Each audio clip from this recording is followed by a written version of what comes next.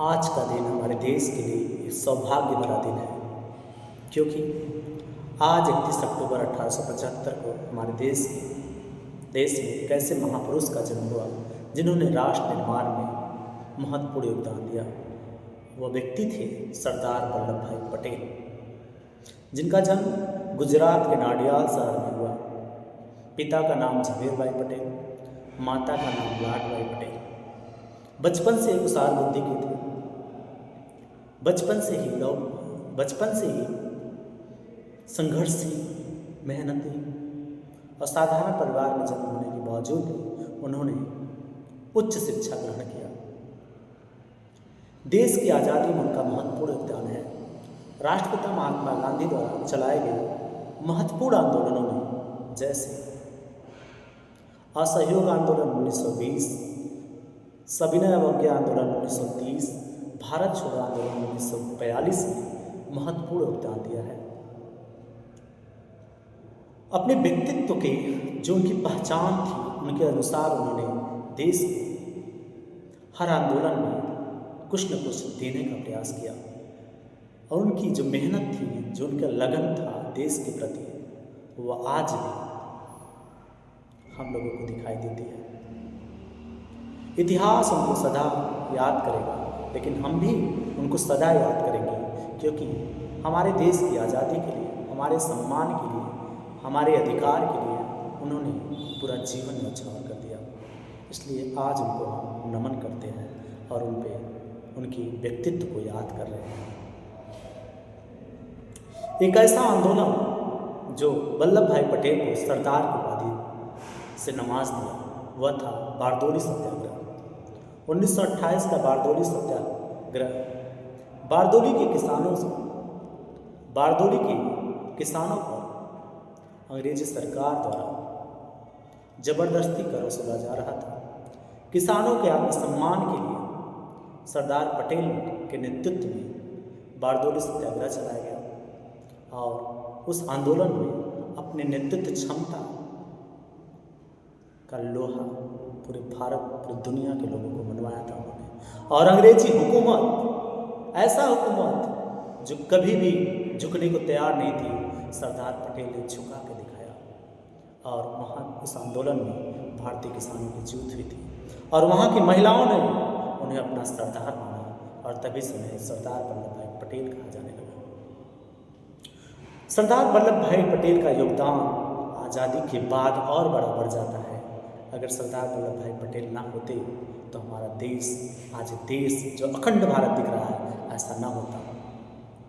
आज़ादी के बाद देश के गृहमंत्री बने, प्रधानमंत्री बने, लेकिन उनकी सबसे बड़ी जो जिम्मेदारी दी गई वह था देश के एकीकरण की।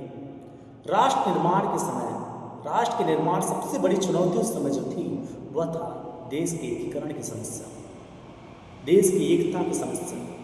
आज़ादी के बाद हमारे देश में धर्म के नाम पे, जाति के नाम पे, संप्रदाय के नाम पे जो भारत टुकड़ों में विभाजित हो रहा था, उसको बचाना अगर किसी ने बचाया तो वो सरदार वल्लभ भाई पटेल ने बचाया। सरदार वल्लभ भाई पटेल ने देश के 562 देसी राजाओं का जो क्षेत्र था उसको एक करके देश को एकता के सूत्र में बांध दिया। आपको मैं बताना चाहता हूँ, जब देश हमारा आज़ाद हुआ था तो हमें वही क्षेत्र भारत का क्षेत्र कहा जाता था जो अंग्रेज छोड़कर गए थे। लेकिन राजा लोग जहाँ शासन कर रहे थे वह भारत नहीं था और वह क्षेत्र था 562। अंग्रेजों ने एक चाल चली थी, जाते जाते भारत को तोड़ कर जाएंगे, भारत को छिन्न भिन्न करके जाएंगे। लेकिन सरदार वल्लभ भाई पटेल ने उनके सपनों को चकनाचूर कर दिया और देश को एकता के सूत्र में बांध दिया। आप अंदाजा नहीं लगा सकते, अगर सरदार वल्लभ भाई पटेल जैसे व्यक्तित्व के व्यक्ति हमारे पास न होते तो हमारा देश आज 562 देशों में बटा होता। हम बिहार में होते तो एक अलग देश में होते, हम महाराष्ट्र में होते तो एक अलग देश में होते, हम मुंबई में होते, लखनऊ में होते, बनारस में होते, के छोटे छोटे राजाओं का चित्र था और वह स्वतंत्र शासन करना चाहते थे। लेकिन सरदार वल्लभ भाई पटेल ने अपनी सूझबूझ से, अपनी नेतृत्व क्षमता से इस देश को एक किया और जो देश के सामने चुनौती थी उसको स्वीकार किया और उसे पूरा करने का भरपूर कोशिश किया और उसमें सफल भी रहे। ऐसे व्यक्तित्व के धनी को हम आज याद कर रहे हैं। उनको मेरा हाथ जोड़कर प्रणाम है और उन्हें हम सदा अपने दिलों में संजो कर रखेंगे। सरदार वल्लभ भाई पटेल ने हर समय सिद्धांत में विश्वास नहीं किया, व्यवहार में विश्वास किया।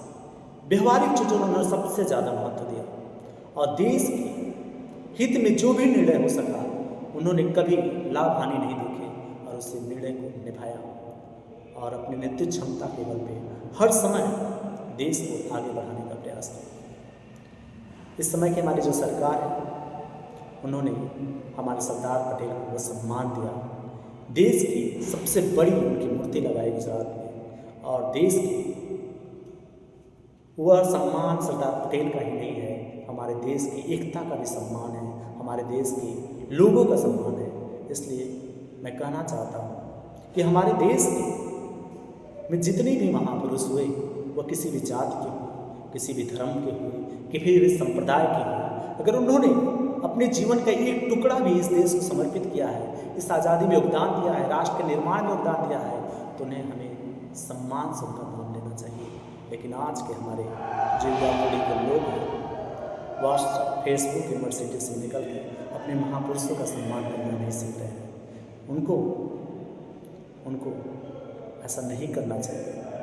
कोई भी व्यक्ति हो अगर देश के लिए कुछ किया है तो उसका आप कुछ नहीं कर सकते तो कम से कम नाम तो सम्मान से लिया जाना चाहिए।